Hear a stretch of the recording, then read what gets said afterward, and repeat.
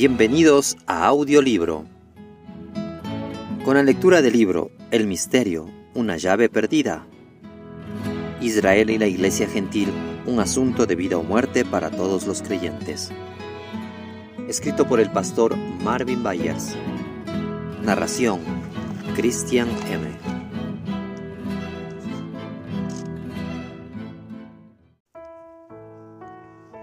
Capítulo 3. ¿Quiénes fueron los primeros israelitas? El primer ser humano que se llamó por el nombre Israel fue Jacob. Su nombre fue cambiado después de haber experimentado 20 años de tratos severos de Dios, administrados por su tío Labán.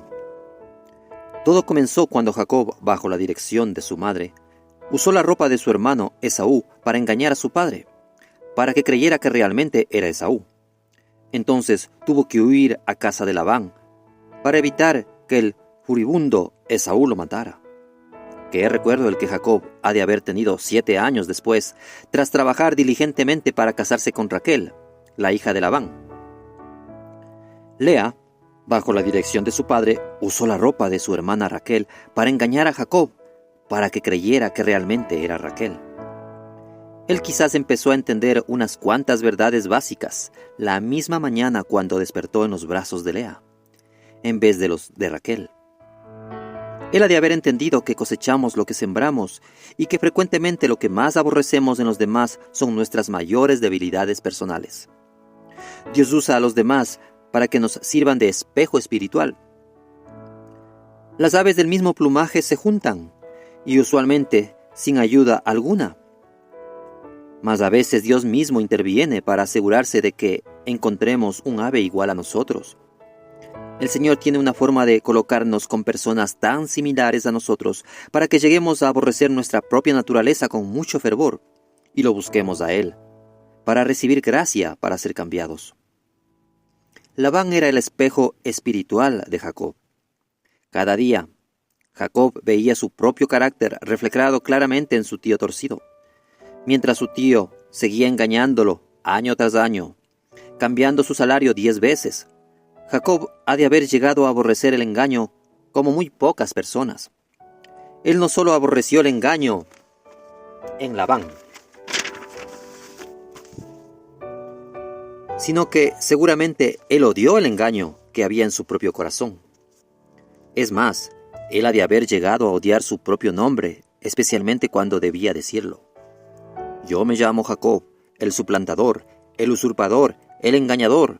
Ese es mi nombre y eso es lo que soy. 20 años más tarde, la supervivencia de Jacob dependía de la intervención divina. Cuando regresó a Canaán en obediencia al Señor. Al acercarse a Canaán, recibió las noticias de que Esaú estaba llegando para recibirlo, con un comité de bienvenida de 400 hombres. Él sabía que a menos que Dios interviniera, moriría en manos de su hermano Esaú. Génesis 32:11. Esaú era el hermano con la mentalidad terrenal, carnal y mundana, mientras que Jacob era el hombre con la mentalidad celestial, espiritual y piadosa. Sin embargo, Jacob acababa de pasar 20 años viendo su propia naturaleza torcida. Él ya sabía que no era mejor que Esaú. Él estaba convencido de que él no tenía derecho a las bendiciones de Dios o a la herencia de su padre y su abuelo, que él había intentado usurparle a Esaú. Él sabía que solo la misericordia de Dios podía mantenerlo vivo y bendecirlo. Génesis 32, 10 al 12. Dios tuvo misericordia cuando encontró a Jacob esa noche. Y Jacob pasó la noche luchando con un hombre que realmente era el Señor mismo. Génesis 32, 24, Oseas 12, del 3 al 5. Cuando el Señor dijo, «Déjame, porque raya el alba», Jacob respondió, «No te dejaré, si no me bendices». Génesis 32, 26. Esto podría llamarse una noche de intercesión espiritual, en la que Jacob buscó a Dios con fervor. Es impactante que al final de esa noche, la petición de Jacob ya no fuera, «Señor, Sálvame por favor de Esaú. Rescátame de esta situación imposible. Esto fue lo que él empezó a decir esa noche. Génesis 32:11. En la mañana, él sencillamente buscó la bendición de Dios sobre su vida. Dios sabía cuál era realmente el clamor profundo del corazón de Jacob. Por eso, el Señor respondió inmediatamente al clamor de Jacob por su bendición. El Señor respondió con una pregunta que tocó la angustia más profunda de Jacob. ¿Cuál es tu nombre? Imaginémonos ese momento. Creemos que Jacob respondió un insípido: mi nombre es Jacob. ¿Y tú cómo te llamas? Qué lindo conocerte, ¿no?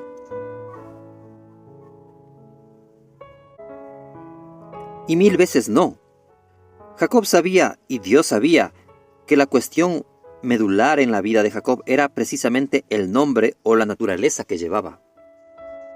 El nombre de Jacob había sido elegido debido a la naturaleza que mostró desde que nació. Génesis 25:26.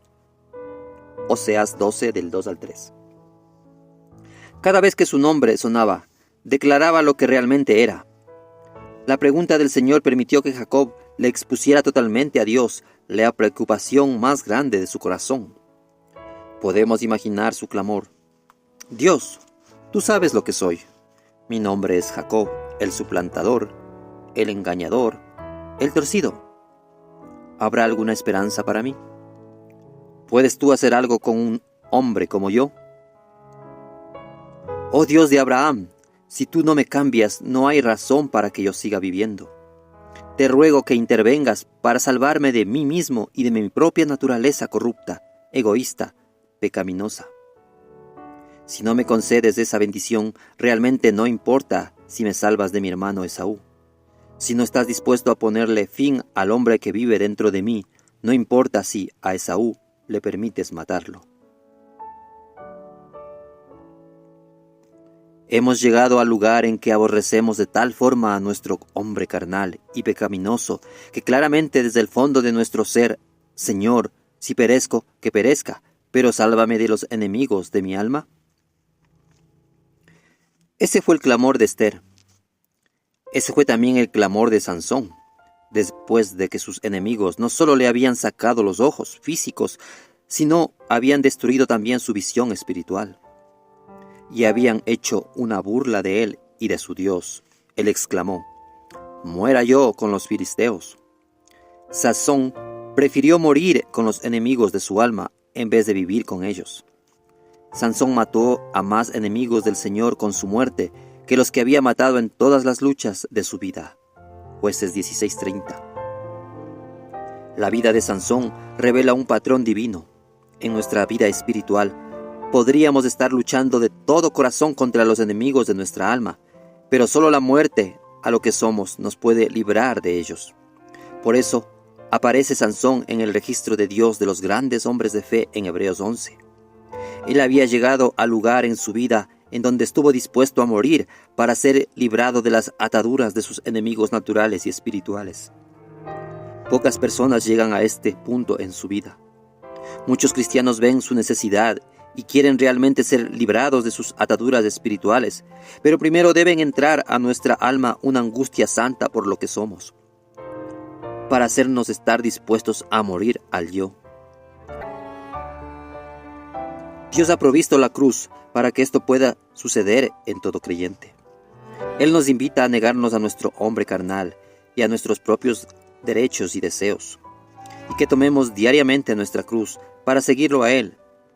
Pablo nos dice: pero los que son de Cristo han crucificado la carne con sus pasiones y deseos. Gálatas 5:24. Pablo también testifica esto: con Cristo estoy juntamente crucificado, y ya no vivo yo, mas vive Cristo en mí, y lo que ahora vivo en la carne, lo vivo en la fe del Hijo de Dios, el cual me amó y se entregó a sí mismo por mí. Gálatas 2:20. No puede haber en la vida una bendición mayor que lo que Pablo descubre aquí: que la vida de Cristo sea vivida en nosotros. Cuando Jacob exclamó: Señor, bendíceme, Jacob sabía, y Dios sabía, cuál bendición era mayor que todas las demás. El Señor respondió con darles el deseo de su corazón. No se dirá más tu nombre Jacob, sino Israel. Génesis 32, 28. Podemos escuchar el mensaje solemne que estas sencillas palabras le dieron a Jacob. El Señor le estaba diciendo: tú ya no serás llamado Jacob, el suplantador, el engañador, el torcido. Ahora tú serás llamado por mi nombre, Israel, el príncipe de Dios. ¿Qué revela el cambio de nombre de Jacob? La Biblia muestra que el nombre de Jacob era realmente una revelación de su carácter, Génesis 27:36. Por tanto, cuando Jacob recibió un cambio de nombre, estaba experimentando en realidad un cambio de carácter. El nuevo carácter de Jacob no era sencillamente una versión nueva y mejorada de lo que era Jacob el engañador. Fue un carácter totalmente nuevo, que provino del Señor. Ya que Israel es uno de los nombres del Señor, concluimos que Cristo, el príncipe de Dios, estaba permitiendo que Jacob participara de la naturaleza divina, de una forma que jamás lo había hecho. Esto es lo que todo hombre de fe es llamado a experimentar, 2 de Pedro 1:4. A algunos lectores les costará creer esto, y dirán que ninguna persona del Antiguo Testamento pudo haber experimentado la vida de Cristo. Pero los propósitos de este libro no es necesario discutir cuánto de la vida del Señor estaría disponible durante la época del Antiguo Testamento. Una cosa es clara: sea figurativamente o en realidad, algo cambió en la vida de Jacob desde ese día en adelante. No solo el resto de la vida de Jacob comprueba este cambio, sino también los eventos de la mañana siguiente. En Génesis 32:31 nos dice: cuando había pasado Peniel, le salió el sol y cojeaba de su cadera. ¿Son estos acaso detalles superfluos, sin importancia, que el Espíritu Santo arrojó en la Biblia? Si toda jota y tilde de la palabra de Dios son importantes, la respuesta es no. Entonces, ¿por qué se nos dice esto? Oseas 12:10 explica que el Señor usó parábolas por medio de los profetas. Nota, este verso es el único lugar en el Antiguo Testamento donde la palabra hebrea es traducida como parábola en la versión Reina Valera. Esa palabra debe traducirse como símil o comparación. Como aparece en Isaías 46:5, en donde se traduce como asemejar, la idea en Oseas es que tanto la vida como las palabras del profeta dan un mensaje. Él expresa el mensaje con sus palabras, pero lo vive con su vida. Por tanto, los eventos en sus vidas revelan verdades espirituales. El Salmo 105, del 9 al 15, llama a Abraham, Isaac y Jacob profetas de Dios. Por tanto, no deben sorprender que Oseas mencione a Jacob como uno de los profetas, a través de cuya vida Dios usó símiles en los diferentes sucesos en su vida. Y de este bello ejemplo: pero Jacob huyó a tierra de Aram, Israel sirvió para adquirir mujer, y por adquirir mujer fue pastor. Oseas 12:12. Esta es una revelación del ministerio de nuestro Israel celestial, el Señor Jesucristo. Así como Jacob dejó su casa y fue a Aram, Siria, Cristo dejó su hogar en el cielo y se hizo extranjero en tierra extraña. Es más, el capítulo anterior de Oseas dice que el Padre llamó a Cristo desde Egipto, una de las tierras extranjeras que él visitó, Oseas 11:1. Después, durante casi 2000 años, el Señor ha estado pastoreando ovejas espirituales para poder recibir una esposa. Él ha estado pastoreando su iglesia para finalmente obtener su esposa, la esposa de Cristo. La mañana después de que el nombre de Jacob fue cambiado, le salió el sol. ¿Podría este ser un símil? Y, de ser así, ¿qué es lo que nos dice? El Señor es llamado el Sol de Justicia en Malaquías 4:2. Aquel que es la luz del mundo estaba saliendo sobre Jacob. La vida y la gloria de Cristo estaba empezando a ser vistas en la vida de Jacob. De nuevo, si esto sucedió figurativa o literalmente, no cambia realmente las verdades que estos símiles revelan.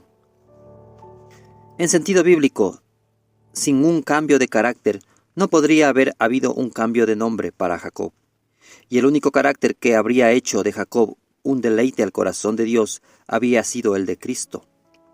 Esto es cierto para nosotros también. Dios no está tratando de mejorar lo que somos. Él no trata de reformar nuestro hombre carnal, el que Pablo llama viejo hombre, Efesios 4:22. La única esperanza para ese hombre es que muera con Cristo en la cruz. Pablo dice que la respuesta para nosotros es despojarnos del viejo hombre y vestirnos del nuevo hombre, Efesios 4:22 al 24. Juan el Bautista dijo: es necesario que Él crezca, pero que yo mengüe, Juan 3:30.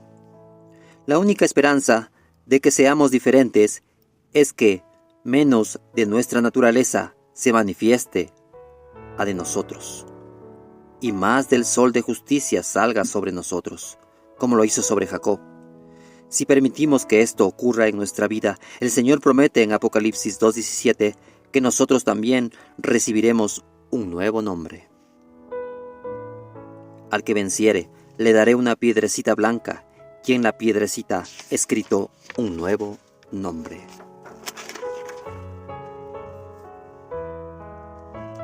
¿Será un símil el hecho de que Jacob cojeara del muslo, cadera?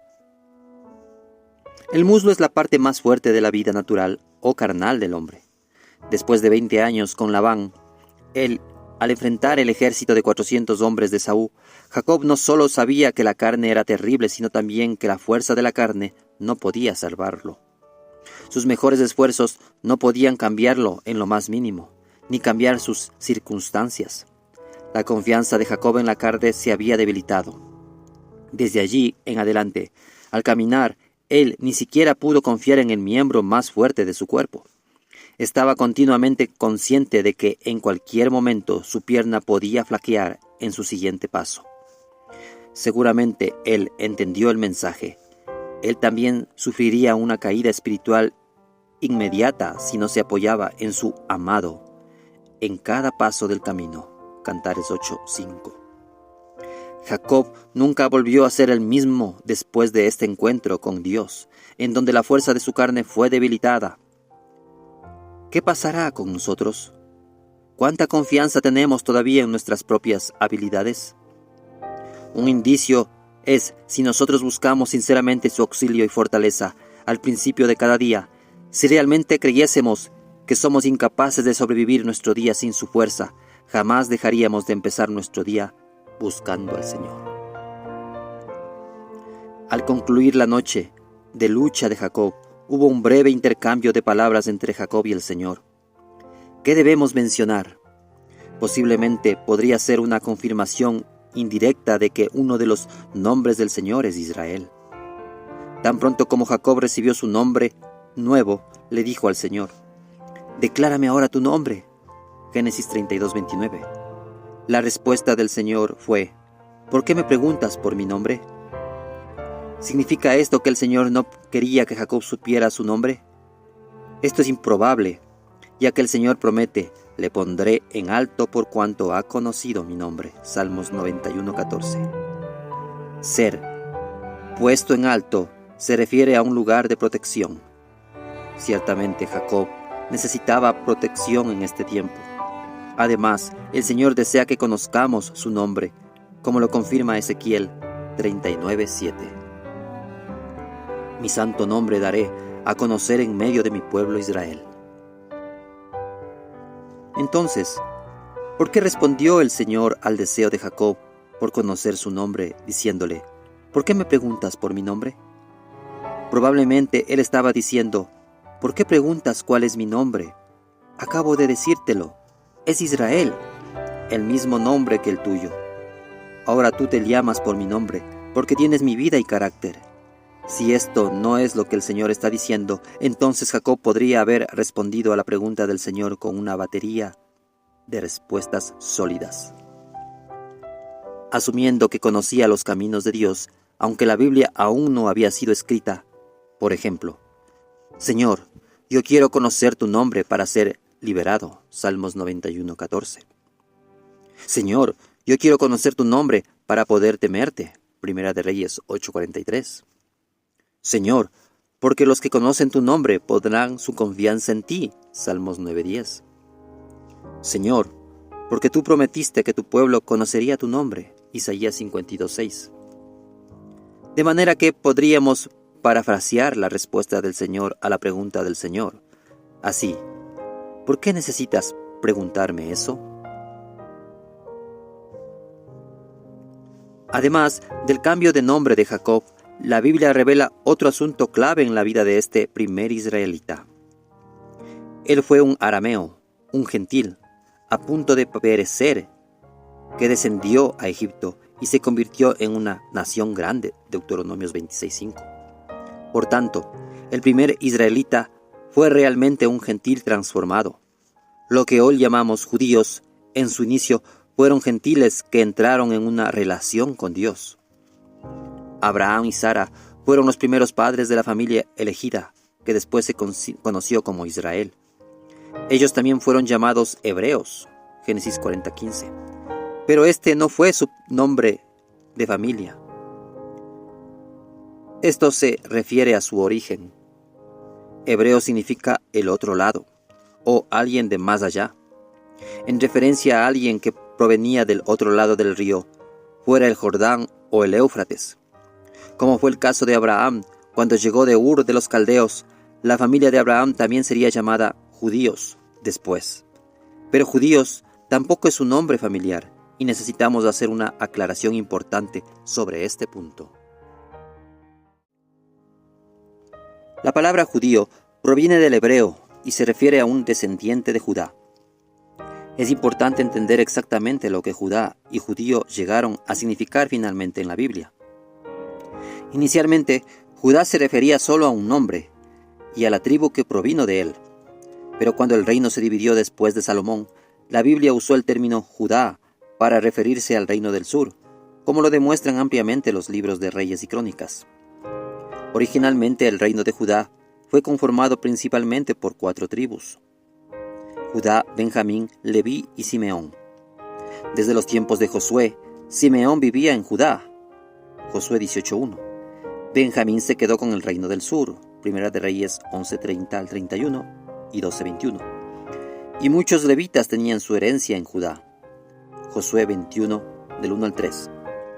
Entre los eruditos de la Biblia hay frecuentes referencias a las 10 tribus perdidas. Quizás este es un concepto ajeno a la forma de pensar de Dios, ya que miembros individuales de todas las tribus llegaron a formar parte de Judá, el reino del sur. Esto se confirma en varias escrituras tales como Segunda de Crónicas 30, 18, 25 y 31:6. Ana era de la tribu de Aser, Lucas 2:36. Esto confirma que la nación judía en época de Cristo estaba compuesta por miembros de más de 4 tribus que originalmente poblaban Judá. Así, la nación judía actual en realidad está formada por personas de todas las tribus de Israel. De manera que judío, que significa de Judá, ahora puede referirse a un israelita de cualquier tribu, pues se refiere al pueblo que provino del reino del sur llamado Judá.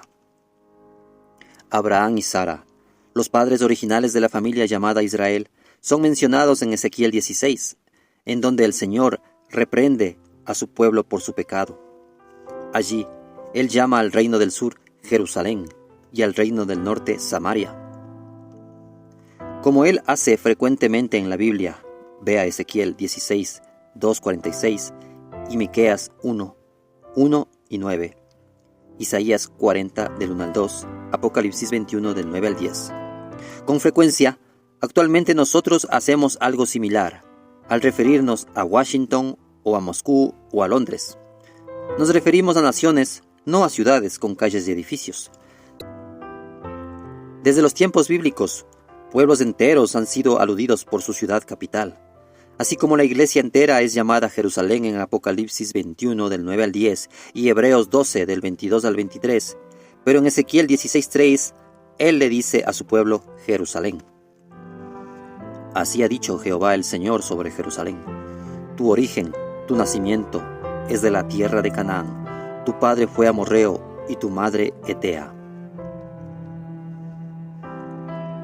El contexto de Ezequiel 16 confirma que cuando el Señor le habla a Jerusalén, Él definitivamente no está hablando a ni cerca de los cananeos que vivieron en esta tierra. No está reprendiendo a los cananeos. El contexto de la reprensión está relacionado estrictamente con Israel y con el pueblo que Jerusalén representa, el reino del sur, de Judá. Por este pasaje descubrimos que originalmente también Abraham y Sara eran gentiles. Él era amorreo y ella hetea. Históricamente, esto es entendible, ya que los imperios amorreos y heteos se extendieron hasta Ur de los Caldeos, el lugar del nacimiento de Abraham y Sara. Así es que incluso los padres del pueblo de Israel fueron gentiles, que, al igual que Jacob, entraron en una relación con Dios y experimentaron un cambio de nombre y carácter.